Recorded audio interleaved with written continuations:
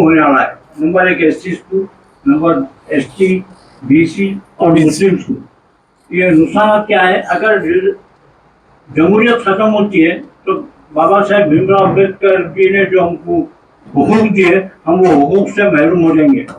अगर वो हुकूक हमारे चले जाते हैं तो जो हमारे बच्चे आज तालीम याफ्ता होकर जो सरकारी जॉब के लिए काम कर रहे हैं वो पूरे के पूरे महरूम हो जाएंगे। अगर ये SC ST BC का रिजर्वेशन खत्म होता है तो उनके आने वाली नस्ल को ना कोई तालीम मिलेगी ना कोई जॉब मिलेगा। जहाँ तक मुस्लिम्स का सवाल है, मुस्लिम्स के ऊपर आए दिन इस तरह के मॉब लिंचिंग हमारा किस्म के लोग अटैक कर रहे हैं। मैं समझता हूँ उससे हमको उतना नुकसान नहीं है, लेकिन एक डर ये है कि अगर दोबारा यहाँ पर भारतीय जनता पार्टी की हुकूमत आती है और वो अगर इस मुल्क से सेकुलरिज्म खत्म करती है तो मेरे को डर है कि कहीं हमारे मुल्क में टुकड़े ना हो जाए। क्योंकि बहुत सारे स्टेट इस बारे में गौर कर रहे हैं कि वो जमहूरियत के बगैर हुकूमत में रहना नहीं चाहेंगे, जिससे हमारे को बंगाल, आसाम, तमिलनाडु, पंजाब और साउथ ये बहुत ही नुकसानदा बातें आने वाले कल मुल्क में बहुत बड़ा नुकसान होने वाला है। इस नुकसान को बचाने के लिए खासकर हम यहाँ पर अपील कर रहे हैं कि मुस्लिम, SC ST और BC के लोग अपने वोट का इस्तेमाल करें। वोट के इस्तेमाल में ये लोग इतने लापरवाह हैं, आप देखिए मुश्किल से हम 50, 40, 45% पोलिंग करते और ये 40, 45, 50 अगर परसेंटेज हम पोलिंग करते हैं तो इससे हमको कोई अच्छी सेकुलर हुकूमत देने का हमको मौका नहीं मिलेगा। क्योंकि बीजेपी के साथ RSS का कैडर है। RSS का कैडर हर काम पूरी ईमानदारी के साथ करता, वो अपने पूरे वोट का इस्तेमाल करता। और हम लोग क्या कि जहाँ पर उनको अपने वोट का इस्तेमाल करना है वही लापरवाही कर रहे हैं। तो हम आवाम से ये अपील कर रहे हैं कि वो 90% अपने वोट का इस्तेमाल करें। और दूसरा ये है कि वोट को तकसीम नहीं करना, वो सेकुलर है, ये सेकुलर है, इसको भी देंगे उसको भी देंगे, इससे मुल्क का नुकसान होने वाला है। एक तरफ हम वन साइड इस वक्त हमारे मुल्क की जो जरूरत है उस एतबार से कांग्रेस के हक में अपना वोट इस्तेमाल करें। तमाम के तमाम हर इलाके में कांग्रेस के उम्मीदवारों का अपना वोट इस्तेमाल करिए। यही एक रास्ता है, क्योंकि कांग्रेस ही एक समझ हिंदुस्तान में हुकूमत है जो सेकुलर भी है और वो पार्टिज्म को रोकने की ताकत रखती। तो हम वोट की तकसीम से बचने के लिए अपने वोट का हक कांग्रेस के हक में इस्तेमाल करें।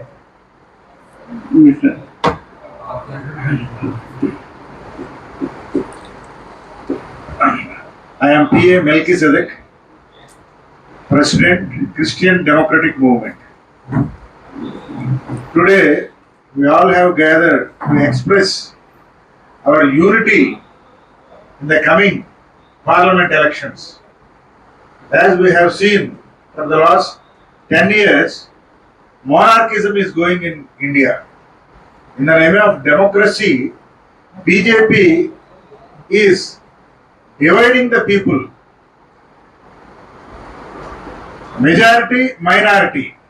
Who is majority, who is minority? Actually, if you count caste-wise, BCs are majority. BC communities are majority. But who is ruling everywhere in India? So our demand is, according to Constitution, everybody should be given equal opportunity. Justice, equality, fraternity, liberty. The four pillars of the Constitution of India. But these BJP people, they don't like this Constitution. They want to bring Manuvada. They want to bring their own Constitution. Actually, 75 years back, we, the people of India, have formed this Constitution. So the ruling should be done according to the Constitution of India. But the BJP, under the Modi's ruling, they are not at all following the Constitution of India. So now, as minority people, Muslims, Christians, Sikhs, Buddhists, all these people are suppressed. They are not treated as the citizens of India. We are not getting equal opportunities in political fields, in other fields. Okay. ఈ రోజున భారతదేశంలో అనేక వర్గాల ప్రజలకి సమానత్వం అనేది అందట్లేదనేది మా యొక్క ముఖ్యమైన డిమాండ్. కాబట్టి ఈ రోజున మేము చెప్పేది ఏంటంటే బీజేపీ పరిపాలనలో సమానత్వం అనేది లేదు, న్యాయం అనేది లేదు. ఈ రోజున మైనారిటీస్ అనే పేరుతో విభజిస్తున్నారు, కులాలు అనే పేరుతో విభజిస్తున్నారు. మరి మైనారిటీస్ కి కావలసిన ఫండ్స్, సఫిషియెంట్ ఫండ్స్ వాళ్ళు రిలీజ్ చేస్తున్నారా?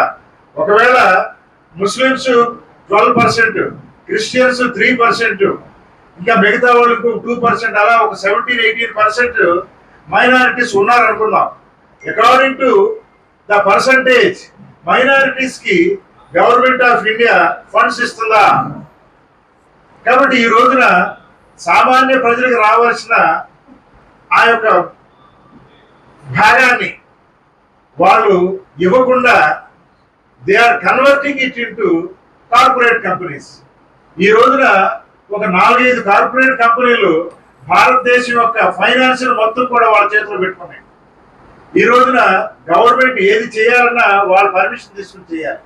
కాబట్టి ఈ రోజున మేము చెప్పేది ఏమిటంటే మనది ఒక ప్రజాస్వామ్య దేశం. మెజారిటీ అయినా మైనారిటీ అయినా అందరికీ సమాన హక్కులు ఉంటాయి. భారతదేశం యొక్క ఆర్థిక వ్యవస్థలో అందరికీ సమాన భాగస్వామ్యం ఉండాలి. భారతదేశం యొక్క సంపద అందరికీ సమానంగా పంచబెట్టబడాలి. కానీ ఈ రోజున బీజేపీ నాయకత్వంలోని ఎన్డీఏ ప్రభుత్వం ఆ విధంగా చేయట్లేదు. కాబట్టి 10 సంవత్సరాలు అవకాశం ఇచ్చాము. ఇంకా వాళ్ళకి అవకాశం ఇస్తే ఈ దేశంలోని 100% మంది ప్రజల యొక్క సంపదను దోచుకుని 10% మందికి వాళ్ళు పంచదలుచుకున్నారు. కాబట్టి మేము ఈ సందర్భంలో ఎస్సీ, ఎస్టీ, బీసీ, ముస్లిం, క్రిస్టియన్ ఆర్గనైజేషన్స్ అందరూ కూడా ఒకటిగా కలిసి ఒక నిర్ణయం తీసుకున్నాం. కాంగ్రెస్ ఆధ్వర్యంలోని ఇండియా కూటమికి ఈ పార్లమెంట్ ఎలక్షన్ లో మేమందరం కూడా ఏక భావంతో without any conditions we are supporting India bloc. కాబట్టి సామాన్య ప్రజలందరూ కూడా ఎలక్షన్ రోజున ఎన్ని పనులు ఉన్నప్పటికీ వాటిని ప్రక్కన పెట్టి ఓటింగ్ చేయాలని, ఇండియా బ్లాక్ ని గెలిపించాలని మేము కోరుతున్నాం. Thank you.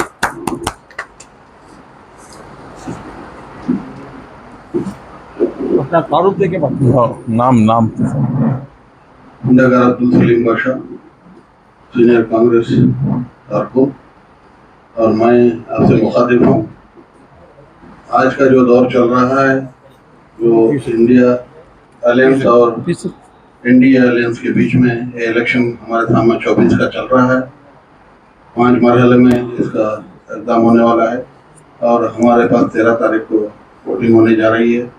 मैं आप लोगों से से सारे आंध्र प्रदेश और तेलंगाना के आवाम से गुजारिश करता हूँ कि आज की जो हालात गुजर रही है, जो फैसिस्ट हालात हमारे सामने हैं, उससे अपने आप को बचाने के लिए आने वाले दिनों में कॉन्स्टिट्यूशन के जो खतरा है, वो खतरे से कॉन्स्टिट्यूशन को बचाना है, अपने आप को बचाना है। हमारा जो मुल्क कॉन्स्टिट्यूशन के बेस पे चल रहा है, कॉन्स्टिट्यूशन जो है हर एक को नजर में रखते हुए जो बनाया गया हुआ है, वो कॉन्स्टिट्यूशन आज खतरे में है। कॉन्स्टिट्यूशन जब खतरे में है तो सीधी सी बात है, कॉन्स्टिट्यूशन के खतरे हमारे सरों पर मंडरा रहा है। लिहाजा इसको बचाने के लिए हम लोग सब इंडिया जो अलायंस बना हुआ है, जिसमें कांग्रेस बड़ा रोल अदा कर रही है और बाकी रीजनल पार्टियां भी उसमें साथ दे रहे हैं। लिहाजा हर जगह जहाँ भी इलेक्शन होने जा रहा है, आपके माध्यम से मैं ये रिक्वेस्ट करता हूँ कि भाई इंडिया अलायंस को भरपूर मदद के साथ हर इंसान अपना वोट देकर आज के इलेक्शन में जिताने की मेरी गुजारिश है। और ये जो आज का जो इजलास जो मुनक़िद किया गया है, ये इजलास के सरबराह हमारे सनाउल्लाह खान साहब और SC, ST, BC, minority, Christian और सबको जोड़ के जो है ये जो मुहिम चला रहे हैं, जहाँ जहाँ भी वोट बीजेपी की तरफ जाने वाले हैं, उसको बचाने के लिए, उसको इंडिया अलायंस की तरफ लाने के लिए हर पार्लियामेंट कॉन्स्टिट्यूंसी में, हर एमएलए कॉन्स्टिट्यूंसी में, आंध्रा में हमारी मुहिम चल रही है। हम लोग जो है बढ़ चढ़ के इसका ताउन कर रहे हैं। लिहाजा आप लोग जो है हमारी बात को मीडिया के जरिए से हर वोटर तक पहुंचाने की कोशिश करें। इसके गुजारिश के साथ मैं खत्म करता हूँ। शुक्रिया, खुदा हाफिज़। प्रोफेसर वेंकटराज गारू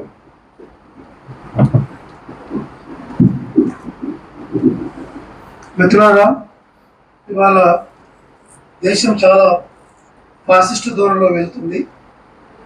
మిత్రులు ఇంతకుముందు స్పీకర్లు మాట్లాడిండ్రు.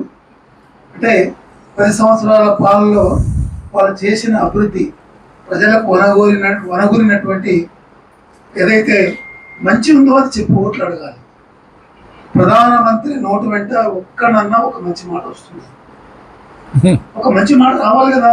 మేము ఇది చేశాము, ఈ పని ద్వారా ఇంతమంది లాభపడ్డారు, దేశానికి ఇంత మంచి జరిగిందని చెప్పాలి కదా. అది చేస్తలేరు వాళ్ళు.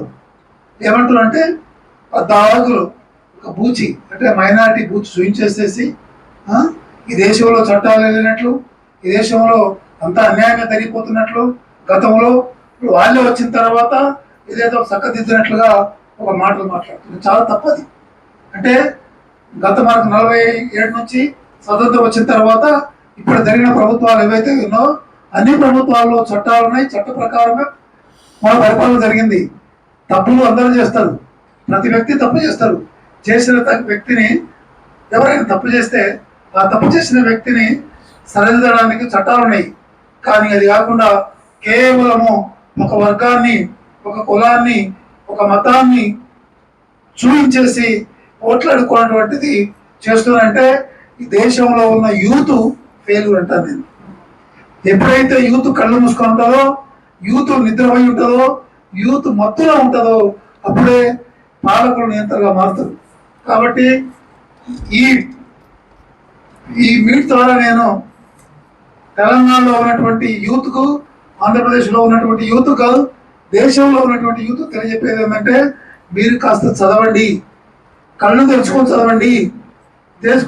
కళ్ళు తెరుచుకొని చూస్తే ఎక్కడ మోసం జరుగుతుంది, ఎవరు తప్పులు చేస్తున్నారు, ఎవరికి రావాల్సిన మాట వాళ్ళకు వస్తుందా.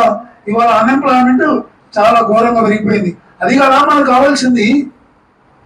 ఇవాళ మనకు విద్య కావాలి, అది కదా మనకు కావాల్సింది. ఇవాళ మనకు చదువులు కావాలి, అవి కదా కావాల్సింది. విద్య, అన్ఎంప్లాయ్మెంట్, చదువులు వదిలిపెట్టేసేసేసి ఇక ఏమన్నంటే ఇక పుస్తకాలు అమ్ముకుంటారు, ఇల్లు అమ్ముతారు, ఇక ఏది ముస్లింలు పెడతారు, లేకపోతే ఏంటి మాటలు. కాంగ్రెస్ గతంలో ఏమైనా ముస్లింలకు అట్లా పెట్టిందా?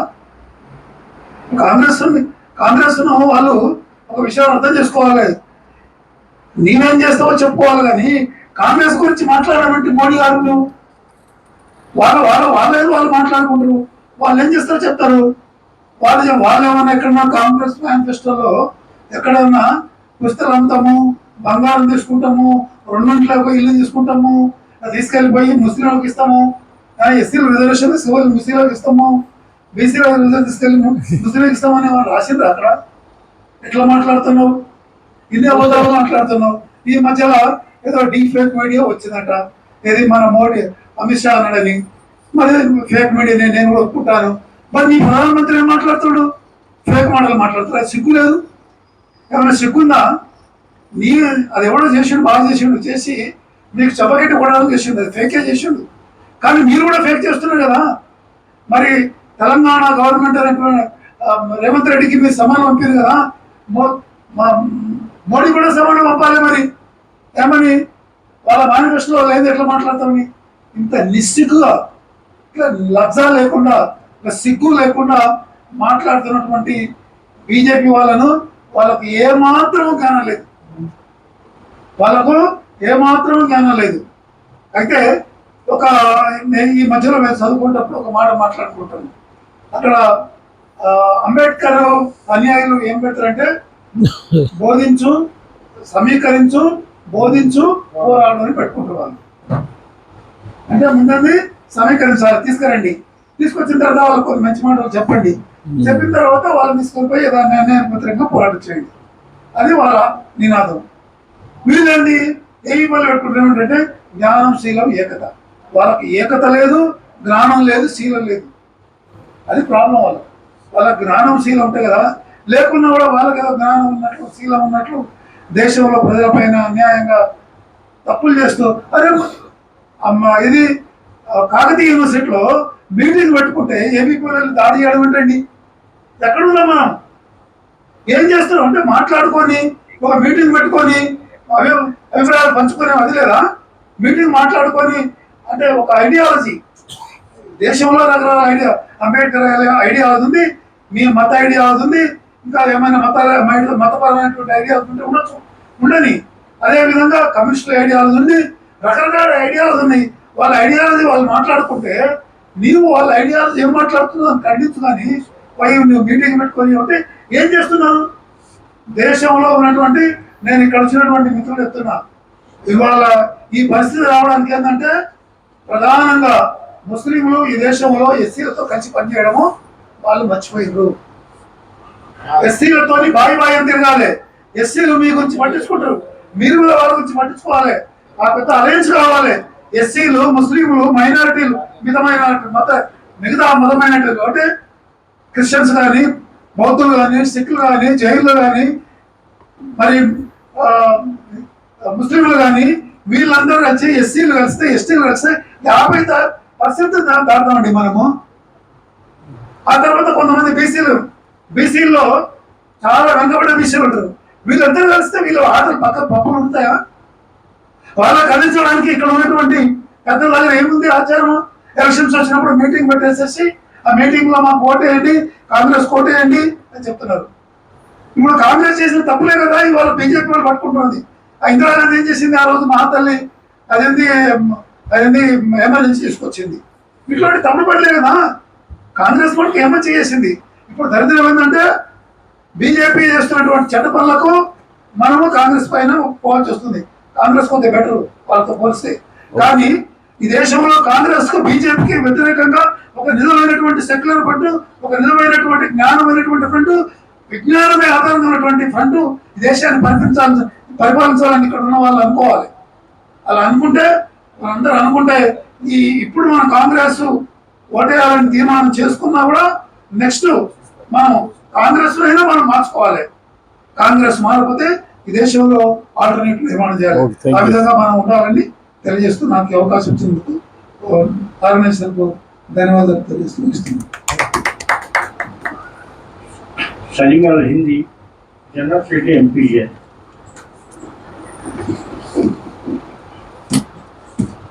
मैं Salim Al Hindi, general secretary MPJ Telangana. सबसे पहले मैं ये कहना चाहता हूँ कि इलेक्शन से पहले, किस इलेक्शन से पहले खास तौर से समाजी जहदकार, सियासी जहदकार, कारकुन जितने भी शहरी हैं इस इलेक्शन में पूरी तरह से काम कर रहे हैं। अपनी अपनी सतह पर अपनी अपनी काबिलियत के हिसाब से जो काम करना है कर रहे हैं। और इंशाल्लाह ये कामयाबी उस वक्त हासिल हो सकती है हमें जब वोटर्स वोट देने के लिए पहुंचे, वरना आपकी सारी मेहनतों पर पानी फिर जाता है। एमपीजे तेलंगाना पिछले साल मार्च अप्रैल से पूरी रियासत में एक मुहिम चला रही है, वोटर्स अवेयरनेस प्रोग्राम। अजला में हमने पूरे काम किया और अल्हम्दुलिल्लाह असेंबली के जो इंतखाबात के बाद जो नताइज निकले अल्हम्दुलिल्लाह वो उम्मीद के मुताबिक थे। लेकिन शहर हैदराबाद में हमारी बात शायद नहीं पहुंच सकी और वही 18-20% वोटिंग हुई है। हम चाहते हैं कि वोटर्स में शऊर पैदा हो ताकि वो निकले, क्योंकि एक बात जो हमें बताते हैं कि अगर आप वोट नहीं देते हैं तो आपको कोई हक नहीं पहुंचता। किसी हुकूमत जो मुंतखब हो गई उसके खिलाफ आपको कुछ आवाज़ उठाने का या मुखालिफत करने का तो आपको हक नहीं पहुंचता। हम ये चाहते हैं कि जिस दिन वोटिंग होगी आप खुद घर से निकलिए, अपनी ख़वातीन को भी साथ ले जाइए और जो बूढ़े हजरात हैं उनको भी साथ ले जाइए ताकि ज़्यादा से ज़्यादा वोट पड़े। और इस दफ़ा चूँकि हमारे जो मुकर्रीन हजरात वो बता चुके हैं कि सियासी हालात आइंदा क्या होने वाले हैं।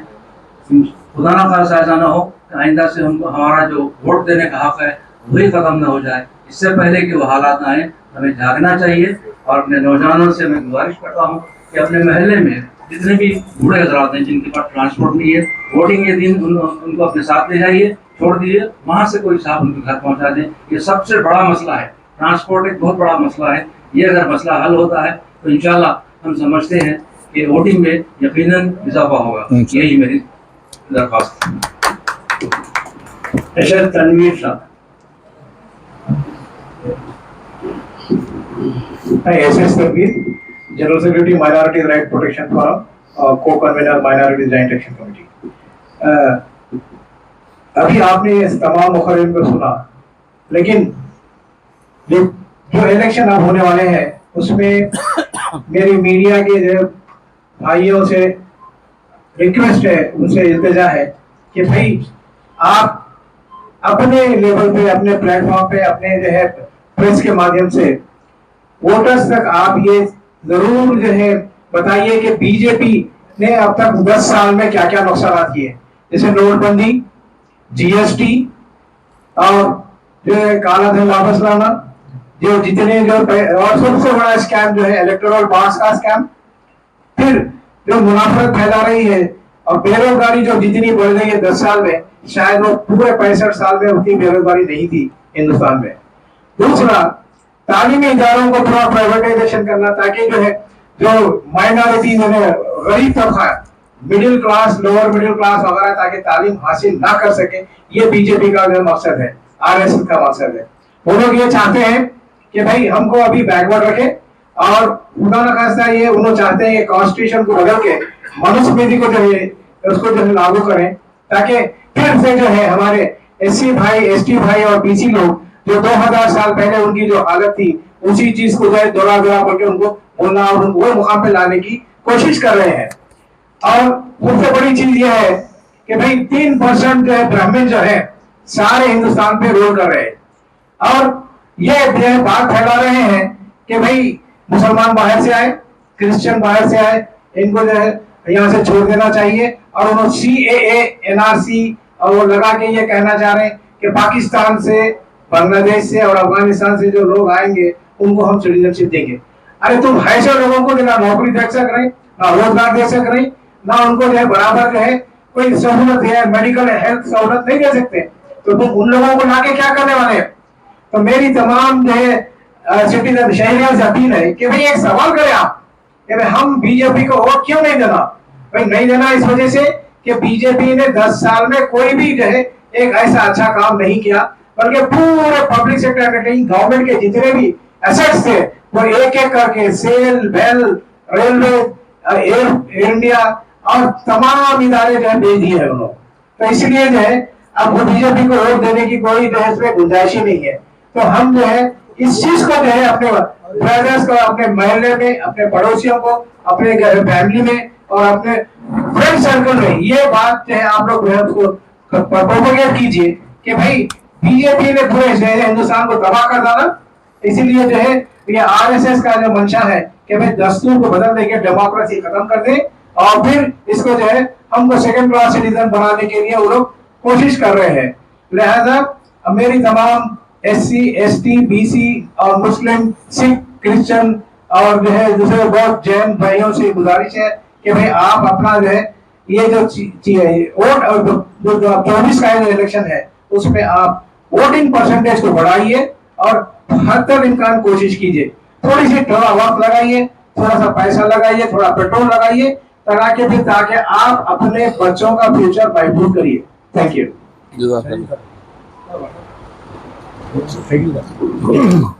अस्सलाम वालेकुम रहमतुल्लाहि व बरकातुहू। मैं अहमद हमीदुद्दीन शकील, मेरा ये मैसेज है आज के लिए 1 मिनट में कि एक तो वोट परसेंटेज बढ़ना, खास तौर पे उसको कंसंट्रेट करने के लिए खवातीन को वोटिंग के लिए ज़्यादा से ज़्यादा राग़िब करना, उनको सहूलत पहुंचाना और उनको वोट दिलाने की कोशिश करना। दूसरी चीज़, नौजवान तबका इसमें बहुत गफलत है।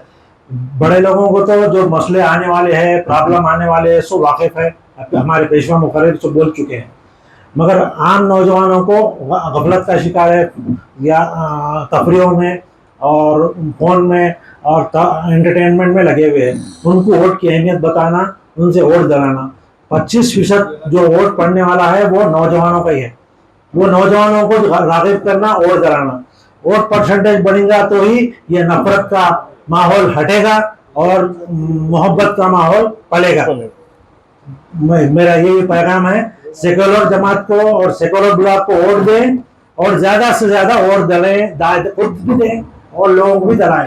महल्ले में छोटी कॉर्नर मीटिंग की शक्ल में और ड्राइंग रूम मीटिंग की शक्ल में लोगों को बुलाएं, टी पार्टी बुलाएं और उनको राग़िब करें। कोई हमारा सियासी मकसद नहीं है, हमारा अपना कुछ आगे इरादा नहीं है, बल्कि ये है कि मुल्क को, दस्तूर को बचाना है और वोट लोगों को दिलाना है। बस मेरा ये कहना है। जज़ाकल्लाह समर्थ कर सकते हैं, होगा थोड़ा और कोई है कि एक लास्ट मैसेज मैं आप लोगों को देना चाहता हूँ। ये जो इलेक्शन है, ये इलेक्शन से हमको एससी को क्या नुकसान होता, बीसी को क्या नुकसान होता, मुस्लिम को क्या नुकसान होता, ये बात आप बाजू रख दीजिए। लेकिन ये इलेक्शन के बाद अगर बीजेपी की गवर्नमेंट आती है तो हमारा मुल्क तबाह होने पे है। ये हमारी जिम्मेदारी है मुल्क को बचाना। जिस तरीके से हम 1947 के अंग्रेजों के खिलाफ में जो जंग कर रहे हैं, हम जंग करके जिस तरीके से मुल्क को बचाए, आज एज इट इज 47 जैसे हालात इस मुल्क के हैं, इस बार भी हमको एक जंग करना है और ये जंग हमको इस बार वोटिंग के जरिए करना है। हमको ये समझकर वोट देना है कि ये मेरे वोट से मेरा मुल्क बचने वाला है, मेरी आने वाली नस्ल बचने वाली है। हमको ये सोच के अपने वोट का इस्तेमाल करना है, क्योंकि आप देख रहे हैं कि कोई भी हुकूमत अपने नौजवान बच्चों को हाथ में कलम तालीम क्या उनको ज्यादा से ज्यादा बंदोबस्त करके उनको तरक्की दिलाती, लेकिन भारतीय जनता पार्टी हुकूमत इस देश के अंदर नौजवानों के हाथ में बंदूक तलवार तीर देके उनको दहशतगर्द बना रही। अगर ये हमारे नौजवान बच्चे जो दहशतगर्द बन रहे हैं, इससे मुल्क का और मुस्तकबिल खतरे में है। हमको मुल्क को बचाने के लिए अपने वोट का इस्तेमाल करना है। बहुत अच्छा। आप तमाम मीडिया वालों का शुक्रिया।